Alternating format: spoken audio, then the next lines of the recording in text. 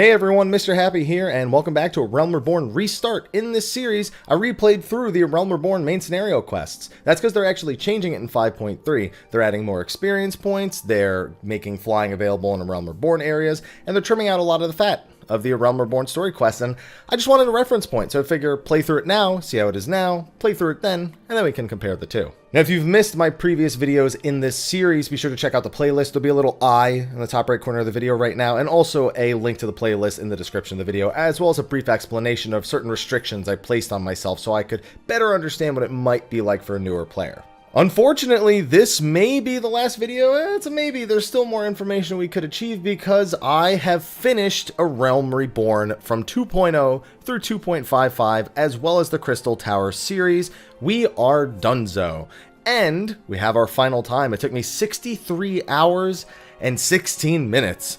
That was less than I actually thought it would be initially, but more than I thought I'd be able to finish it in after I had already started to progress. I really wanted to get under 60 hours, and I definitely could have achieved it if I had changed some things, but honestly, that's a pretty good estimate. I'd imagine a newer player would still take longer than that, but that's going to be our reference point when patch 5.3 comes around and we revisit the series then. So in my final summary, we finished patch 2.3 to 2.55, and this took me 1.5 play sessions, just about 11 hours total for just this section of the story. I ended this at approximately level 53, like a couple 100,000 EXP before level 54, and item level 115-ish. I think 117 was the exact number, which is a pretty good point to be going into Heavensward, considering the gear rewards we'll get from that.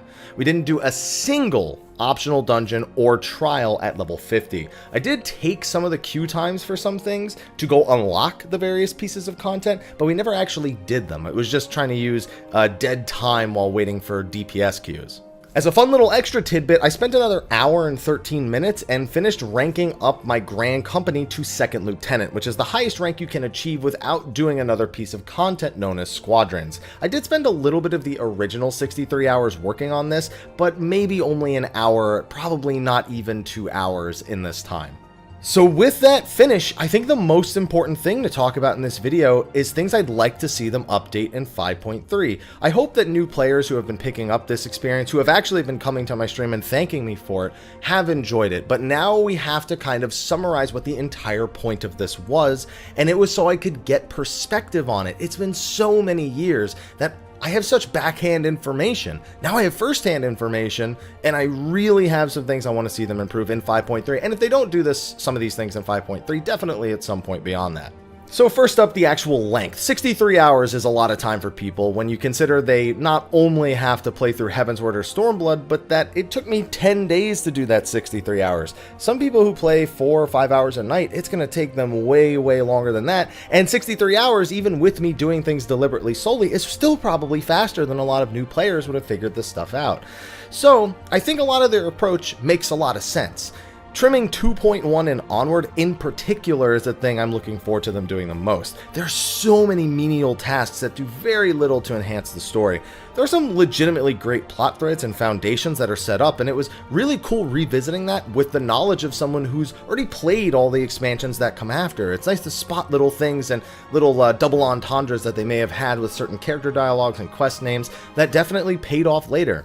But it tries to almost run 2 plots simultaneously at times and then sticks filler in on top of that, and it's just a little too full for my liking. 2.3 and 2.4 in particular were way longer than I remember them being, and not in a good way. I thought that they were like long and substantial, when realistically they could have wrapped those up in way fewer quests. I almost wonder if only getting rid of 13% of quests across all of A Realm Reborn is even enough.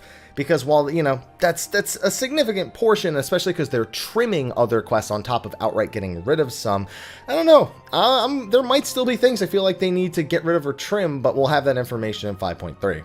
One of the big surprises for me was oddly that 2.0, it had its filler, but it was way less tedious than I remember. If you look back at my earlier videos, how relaxed I said I was going through A Realm Reborn, you know, that slowly dissipated from 2.1 to 2.55, where I was like, really? I have to do this now? I can't just go do that?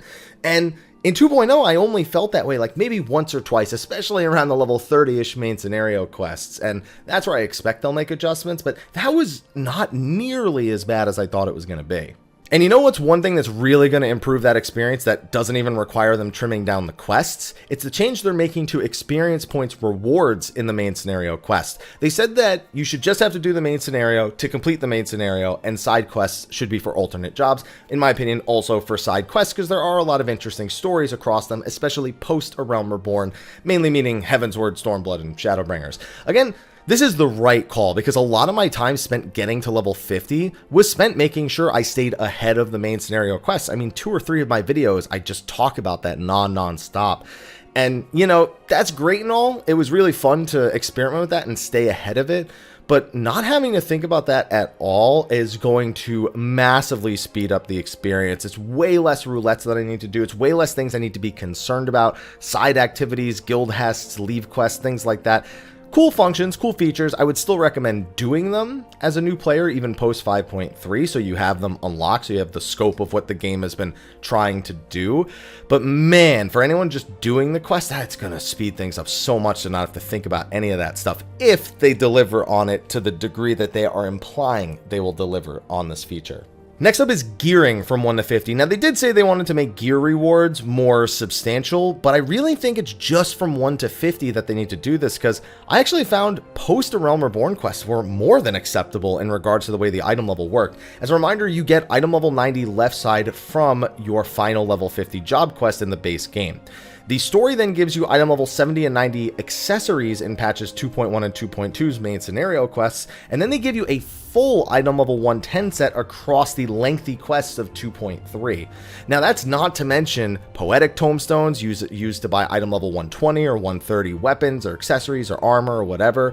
And then without even doing like a single optional dungeon or trial, I ended between 115 and 117, which is just comfortable enough to do Heavensward quests while not really rolling over a lot of the early portions of it. You'll just be picking up a lot of gear upgrades in early Heavensward from the quests. 1 to 50 though, super mixed bag. It was particularly weak on rewarding accessories. Almost all accessories were from side quests, and after the early levels, I stopped picking those up. I even mentioned in the last video, I had level 18 wrist pieces by the time I got to 50, and those were from joining the Scions at level 18. I never saw another wrist piece the rest of the game.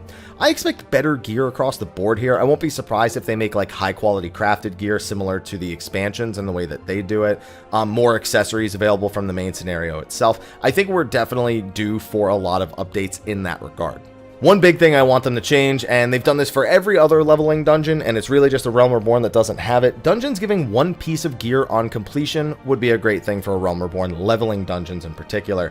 Even if it's just the pink ethereal gear, I mean, it's better than nothing. It's just nice to get something at the end of a dungeon, and I think a new player will really appreciate that as, you know, someone, as soon as they do a dungeon, like, oh, I got a piece of armor when I completed that. They may even choose to run dungeons multiple times just to pick that stuff up, even if it's completely unnecessary for them from a veteran's point of view. It just feels good to get something at the end of a dungeon, and it's been so successful in the other expansions leveling content that I really like to see it hit the A Realm Reborn dungeons. Now, along with flying in A Realm Reborn, which I'm super grateful for, I really didn't think we were going to get it. You know, I was super pessimistic about it, even after some people who do out-of-bounds tricks saying, well, it looks like they added skyboxes. I was still like, I don't think they'll do it. They've always said it's too much work, and only by the good graces of the spare time of the development team do we even have this thing coming. I think they've hit the majority of the nails on the head, but not all of them, because I think they need to think about streamlining other features and content in A Realm Reborn that I just don't think are explained to players well enough. A big one is the Grand Company progression. Now, ranking up your Grand Company unlocks some amazing features that I've made videos about in the past. You get access to more gear for leveling with your seals, you get access to squadrons at level 50, which we'll talk about in more detail a little bit later, and also the hunt. And this is an amazing feature for players to earn currencies, to earn all sorts of rewards that you can work with sending your retainers off on ventures or free teleport tickets. In the later parts, you can get materia or upgrade materials for high level armor. And you can use them as leveling tools as well. It's just so many great features that are locked behind hitting second lieutenant in your Grand Company. Really, the problem seems to be the first several ranks. They're too heavily gated behind tangential activities like Fates and Grand Company leave quests. There's just not enough Grand Company seals to go around for those early ranks. After you get expert delivery, which lets you turn in rare gear that you may have like picked up from a dungeon, pink gear, green gear. Honestly, sometimes you can even just make gear with crafting or pick stuff up off the market board, and you can actually turn that into your Grand Company for Grand Company seals. It's great, and once you have that, the rest of the unlocks come super easily. I would propose making expert delivery available much earlier, as only one of the two things I would change. Realistically though, I think they just need to add Grand Company seals into the main scenario quests. You really want the second tier Grand Company hunting log by the mid-30s, because it sends you into mid-30s dungeons to actually get those last little bits complete. And you really want Second Lieutenant at 50. If you're watching this and you're playing the main story now, try to have Second Lieutenant before you go into Heavensward and unlock the hunt. Because at 53, 56, and 59, you'll unlock hunt objectives you can use daily when logging in. And when you get to Stormblood, you'll unlock a bunch of them at 61, and Shadowbringers, you'll unlock a bunch at 71.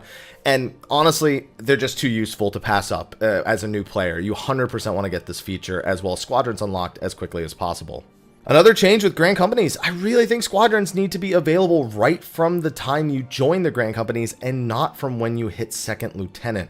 Now, with the way they're designed currently, that would be kind of weird if they were to do that. But Squadrons are such a great piece of content that gets overlooked specifically for new players. It doesn't matter to me when I have everything at level 80. Squadrons, whatever, maybe I run them just for completion's sake. But for a new player, if you got these unlocked early, you could start working on leveling them early and get access to doing dungeons with them early.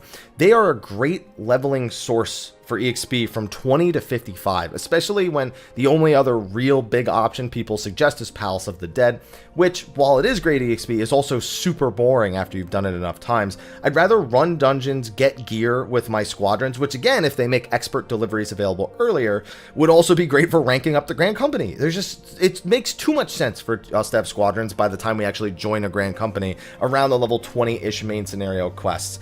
And I think that's a big change that they need to make, especially for new players in particular.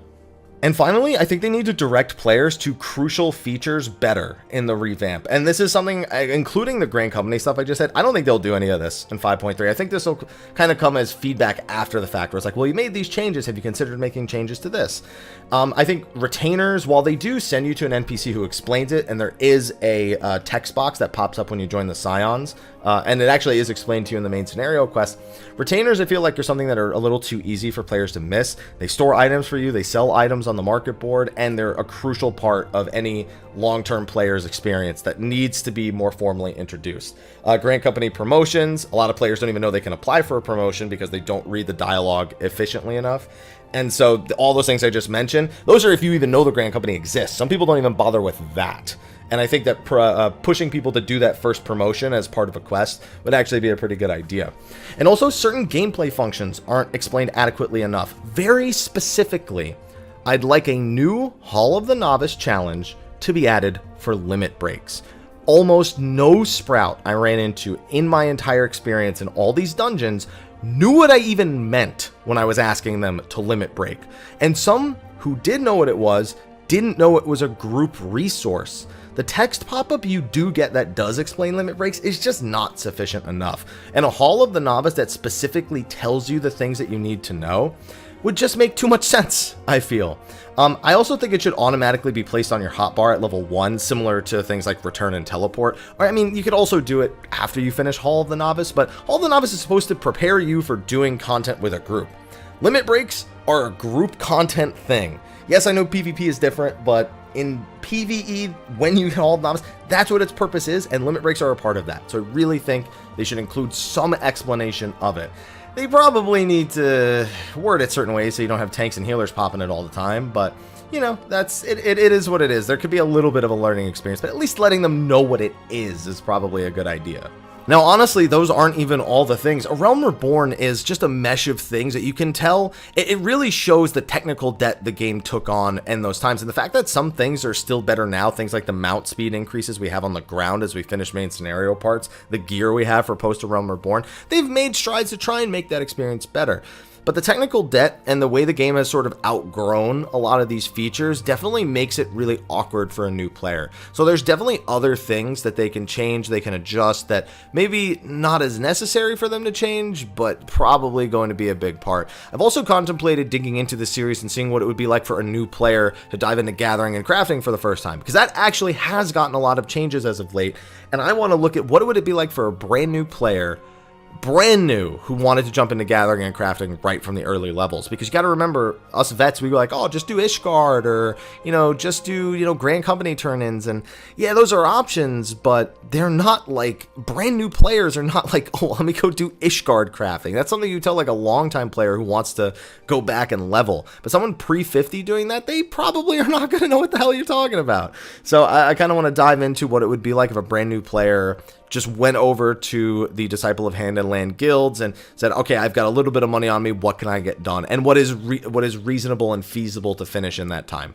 So if we do continue A Realm Reborn restart prior to 5.3, expect little things like that. And honestly, it's kind of remotivated me to make some new player guides for my channel. For a long time now, I've taken for granted that players should know certain things by certain points. It's been reflected in some of my endgame guides where I just make mention of things and assume every player should know exactly what I'm talking about. And having some new player guides, stuff for people who are trying to, stay safe, stay healthy, stay inside, and are trying the game, whether they picked it up on sale or just because they have some spare time now. I'd really like to empower those players and give them as much information as possible as long as they're willing to look for it. So hopefully you've enjoyed A Realm Reborn restart.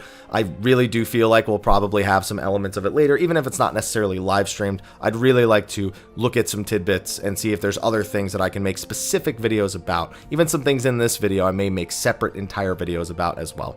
But anyway, that's going to be a wrap for A Realm Reborn restart for the time being. Be sure to like, favorite, subscribe, and share. Check out the other parts, and if there's anything in particular you think a new player, someone level 1 to 50, would really need to know, and not something that they need to know for level 70, level 80, none of that, literally like first 15, 20 levels, something a player should know, throw it in the comment section. Either somebody who's new will go down there and read it, or maybe I'll make a video on it.